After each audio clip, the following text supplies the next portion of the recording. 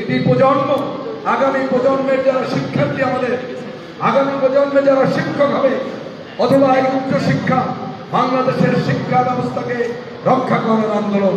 সুতরাং এটি একটি মহৎ আন্দোলন।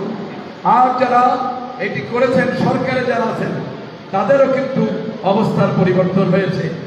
এতদিন আমাদের শিক্ষিতা বলেছেন পর্যবেক্ষণ, আমরা এখানে গত পরশু বলেছিলাম দয়া করে আর পর্যবেক্ষণ করে সময় নষ্ট করবেন না। আমরা দেখছি গতকাল এই সরকারের সিনিয়র কয়েকজন মন্ত্রী সংশ্লিষ্টরা বৈঠকে করেছেন এবং সরকারের মুখপাত্র মাননীয় সড়ক পরিবহন ও সেতু মন্ত্রী জনাব ওবায়দুল কাদের, তিনি এই ঢাকা বিশ্ববিদ্যালয় এক সময়ের কৃতি ছাত্র।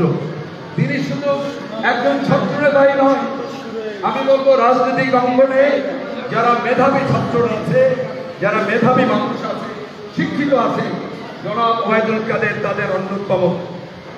আজকে তিনি কিন্তু গতকাল একটি কথা বলেছেন যেটা ভুল বোঝাবুঝি, কাছাকাছি আছে।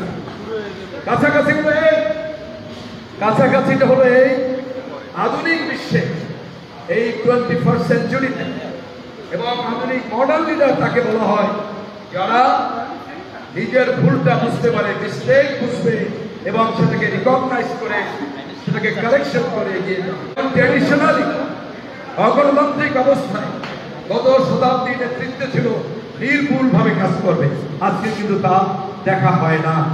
ওনারা যে ভুল করেছেন সেই ভুলটা বুঝতে পেরেছেন যে এই যে প্রত্যয় স্কিম ঘোষণা করা হয়েছে সেটি একটা মিস্টেক, কিন্তু সরাসরি এখন পর্যন্ত সেই জায়গায় যেতে পারেননি। এটি হলো একটু জন্যতা, বসে ভুল বুঝাবুঝি, একটু কাছাকাছি গিয়েছেন আমাদের সেই কৃতি ছাত্র, কৃতি নেতা। আপনি অত্যন্ত মেধাবী একজন নেতা মানুষ, নির্দ্বিধায় আপনি ভর্তি স্বীকার করে ওই বোঝাবুঝির জায়গায়, ভুলের জায়গায় থেকে, মিস্টেক থেকে সংশোধন করে অবিলম্বে ওই আমাদের যে পেনশন ব্যবস্থা সেটি ফিরিয়ে দিন, প্রত্যাহার করুন। বরং শিক্ষকদের থেকে কথা বলুন যে শিক্ষকদের জন্য আর কি করা যায়, বাংলাদেশকে স্মার্ট বাংলাদেশ, বাংলাদেশের উন্নয়ন অগ্রগতিকে এগিয়ে নেওয়ার জন্য কি কি পদক্ষেপ নেওয়া যায়, সেটাই তো আমাদের কাছে আমাদের প্রত্যাশা। আপনারা শিক্ষিত মাননীয় প্রধানমন্ত্রী দেশরত্ন শেখ হাসিনা শুধু একজন রাষ্ট্রনায়কই নয়, বাংলাদেশের একজন নয়, আন্তর্জাতিকভাবে একজন সফল আধুনিক রাষ্ট্রনায়ক, তারই আপনারা অংশ। সুতরাং এই দেশকে কিভাবে এগিয়ে নিয়ে যাওয়া যায়, আমরা তো আশা করি এই শিক্ষক নেতৃবৃন্দকে দেখে আপনারা সেই কথা বলবেন। আমি আশা করি অবিলম্বে তাদের এই ভুল বুঝতে পেরে ওই বোঝাবুঝিটা কেটে ভুল স্বীকার করে আপনার দাবি মেনে নিন এবং আমাদের